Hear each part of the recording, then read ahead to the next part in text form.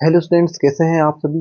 आशा करता हूँ कि सभी बढ़िया होंगे। तो आज अपन करेंगे दो चर वाले रैखिक समीकरण में मोस्ट इंपोर्टेंट जो सवाल हल करने की विधि है, प्रतिस्थापन विधि और विलोपन विधि। ठीक है, इन दोनों में से एक सवाल आता ही आता है। तो आपके जो 3 मार्क्स का सवाल आना है वो यहीं से आना है, इम्पोर्टेंट है। ठीक है, इसलिए मैंने इसके स्टार लगा दिया है। तो अब देखिए, इस प्रकार की विधि में सबसे पहले अपन देखेंगे प्रतिस्थापन विधि। ठीक है, तो सवाल दिया हुआ होगा और वहां लिखा होगा कि प्रतिस्थापन विधि या विलोपन विधि से हल कीजिए। ठीक है, तो दो सवाल अपन यहाँ लेते हैं।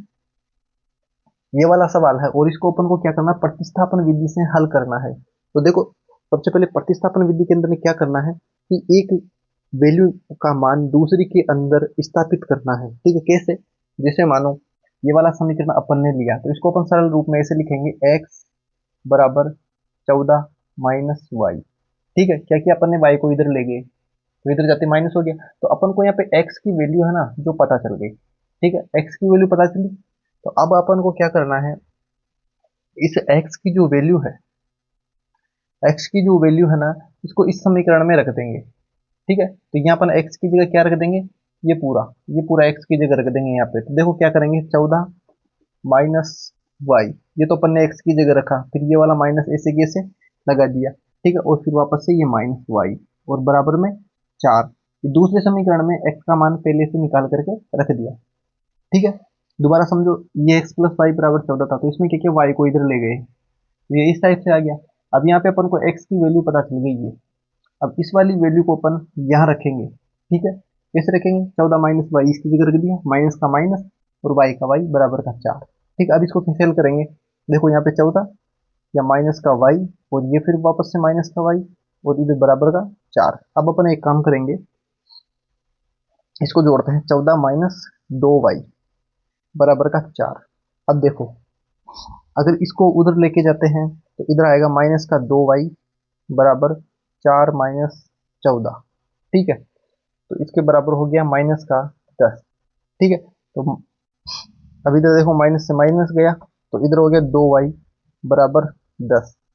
तो अभी 2 का इधर भाग दे देंगे इधर 10 में, तो वाई की वैल्यू अपने पास आ जाती है वाई बराबर 5। ठीक है, वाई बराबर क्या आ गया, 5। अब दोबारा क्या करना है, इस वाली वैल्यू को यहाँ रख देना है।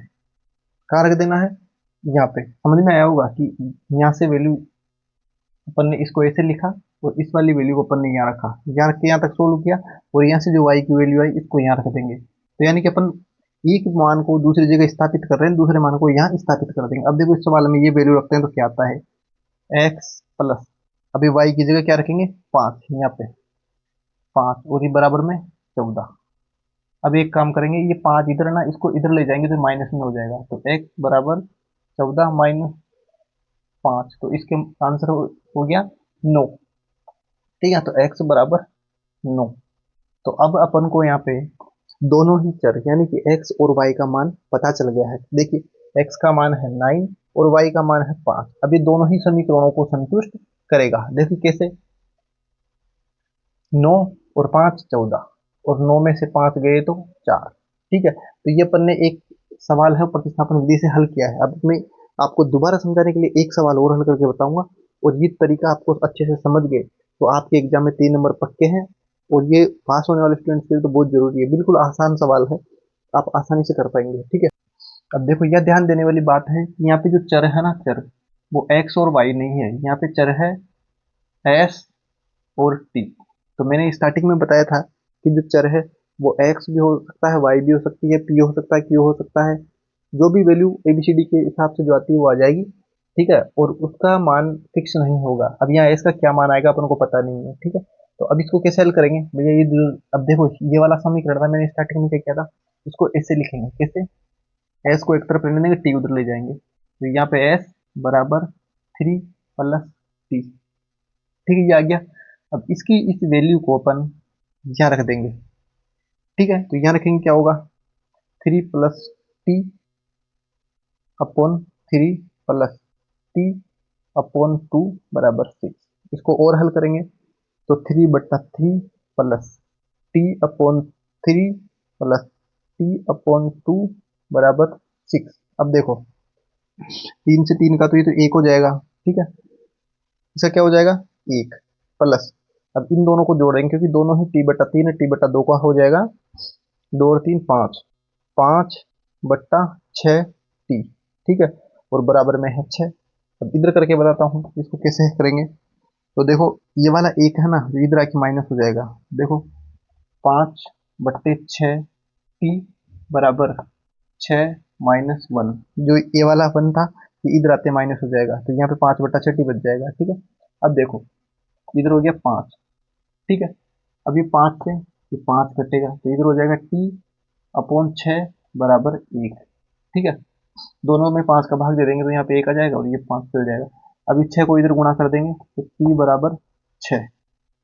तो अभी अपन को एक चीज पता चली है, केवल टी पता चलेगी। अब इस टी वाली वैल्यू को अपन यहाँ रख देंगे, समझ रहे हो ना, यहाँ रख देंगे स्टैटिक में, तो क्या आएगा।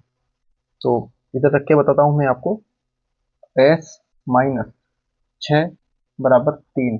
अब ये 6 इधर आके प्लस हो जाएगा तो s बराबर 3 + 6 बराबर 9, तो यानी कि s बराबर 9। अब देखिए ये इस समीकरण के हल आ गए हैं, t की वैल्यू 6 आ गई है, s की वैल्यू 9 आ गई। अब यहाँ रखते हैं 9 - 6 बराबर 3, इसको संतुष्ट कर रहा है। अब यहाँ देखते हैं s की जगह 9, 9 में 3 का भाग देंगे तो 3 प्लस, तो t की जगह है 6, 6 में 2 का भाग देंगे तो 3 और बराबर के 6, ये संतुष्ट करा, यानी कि ये इसका सही आंसर आ चुका है। तो उम्मीद है कि आपको प्रतिस्थापन विधि समझ में आई होगी, और ये बोर्ड एग्जाम में पूछा जाने वाला इंपॉर्टेंट सवाल है। आपके 3 नंबर पक्के हैं, बस ये वाला तरीका आपको फॉलो करना है और आसानी से सवाल करना है, ठीक है। और कमेंट जरूर कर देना, चैनल को सब्सक्राइब जरूर कर लो अभी, क्योंकि ये आपका चैनल है और आपके लिए मेहनत कर रहे हैं, इससे हमें थोड़ा मोटिवेशन मिलता है कि आपके लिए और बेहतर वीडियो बना सकें, ठीक है। तो सभी स्टूडेंट्स चैनल को सब्सक्राइब करेंगे और अपने फ्रेंड्स को शेयर भी करेंगे, क्योंकि ये इम्पोर्टेंट क्वेश्चन है और इम्पोर्टेंट कॉन्सेप्ट है। ये कॉन्सेप्ट आपने अच्छे से कर ली तो आप 60% से भी अधिक नंबर आसानी से ला सकते हैं बिना किसी ज़्यादा मेहनत के। बस जितना बता रहा हूँ उतना अच्छे तरीके से कीजिए, ठीक है। तो मिलते हैं नेक्स्ट वीडियो में। नेक्स्ट वीडियो में अपन विलोपन विधि करेंगे, उसके बाद में ये वाला चैप्टर है दो चर वाले रैखिक समीकरण कंप्लीट हो जाएगा, ठीक है। इसके बाहर क्वेश्चन नहीं जाएंगे, आपको थोड़ा सा विश्वास रखना है और उसके बाद ये तरीका अपनाते हुए अच्छे तरीके से कॉन्सेप्ट समझते हुए क्वेश्चन सोल्व करना है।